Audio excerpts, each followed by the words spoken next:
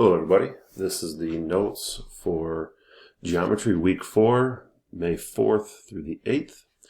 This week we are talking about parallel and perpendicular lines. So, you might want to have your notes out or visible somewhere. I'm going to do some examples, kind of work through parts of the examples, but using the examples from the notes. So it would be helpful for you to have those things out so you can see it and follow along with me. Alright, so the two big ideas of this week is parallel and perpendicular lines. We are talking about slope with this stuff. So when we talk about parallel lines have the same slope. So the slopes are equal. Here's an example. This line has a slope of 2. This line has also a slope of 2. They're parallel lines. Perpendicular lines have slopes that are called, a thing called opposite reciprocals. So what that means, and again, perpendicular means they intersect to form a right angle. So opposite reciprocals, there's two parts. Okay, if one line has a slope of 2/3, it's a positive 2/3. The opposite is going to be negative, and the reciprocal is flip this fraction over. So it becomes negative 3/2. That would be the slope of this line that's perpendicular to the other line. Okay, that's the big idea. For most of the problems, you're going to be needing to find slope. And so what I want to talk about with that on this slide is how do you find the slope given some different pieces of information. So we're going to start with example 1. That example is asking you to say if these two lines are parallel, perpendicular, or maybe neither.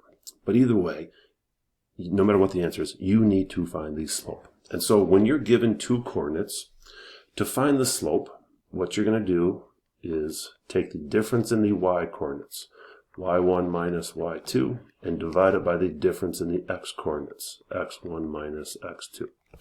So for these two coordinates, to find the slope, difference in the y's, I always just take the y coordinate from the first point first. 1 is the first y coordinate minus the other y coordinate of 4 over the difference in x coordinates. Same thing, start with the first point. So x coordinate negative 3 minus the other x coordinate of positive 3 equals. Then we just clean this up. 1 minus 4 is negative 3 over. Negative 3 minus 3 is a negative 6. And typically we clean it up. It's not always necessary, but it's usually helpful. So negative divided by negative is a positive. 3 over 6 is 1/2. So that's the slope of this line that contains these 2 points. In this example, you would find the slope of line 2 and see, are they equal slopes? Then the lines will be parallel. If they're opposite reciprocals, then the lines will be perpendicular. And if they're not equal and not opposite reciprocals, then they're just two lines that cross, and it's neither parallel nor perpendicular. It's not a big deal, it's just what it is.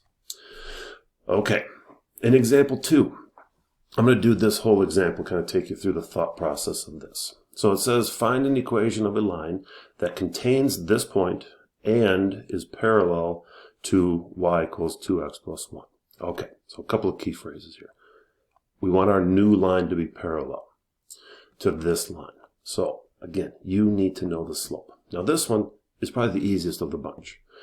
It's in this format, up here in the upper right corner. Y equals mx plus b. That number that you were multiplying the x value by, that is your slope. So this line, it has a slope of 2. All right, we need to know that. So our new line that we're trying to find the equation of, it's got to contain this point, but it's got to be parallel to this line.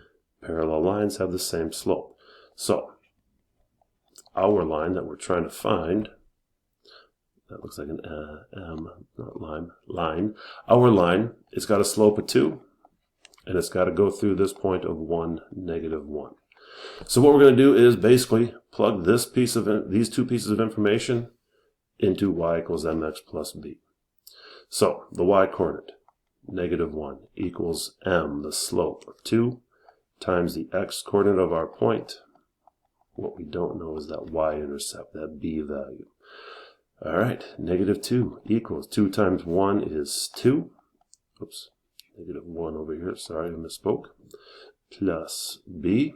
We're going to subtract 2 from both sides, trying to solve for b. We need to know what that y-intercept is. Negative 1 minus 2, negative 3.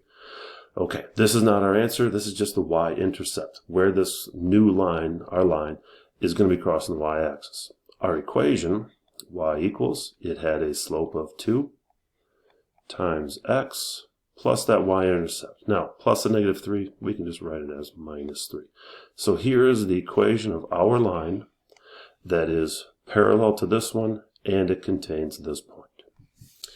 All right, in example 3, it's asking a similar question as example 2. We're just given different pieces of information. So I'm not going to go through the whole thing. What we need to know is, what's the slope of this line? So it's in a different format than y equals mx plus b. So to find the slope, we just need to turn this into that. That just means solve for y. So the first thing we're going to do is subtract 30 from both sides. 6y equals a negative 4x minus 30. We're trying to solve for y, so we're going to divide this side by 6, and we're going to divide this whole side by 6. That gets us to y equals. All right, each term is going to be divided by 6. So negative 4 sixths x minus 30 over 6 is just a minus 5. Now, this is not our answer. Remember, this is just this line that we're trying to be, I think the question was parallel to. So we just need to know the slope of this line. That's this negative 4 sixths. Again, it's not a big deal to not clean it up, but it's so easy to clean it up. Just do it. Minus 2/3. So there's the slope of this line. We need to know that information to actually solve the question. But that's the idea. How to find the slope given different pieces of information. I hope this helps everybody. Stay well.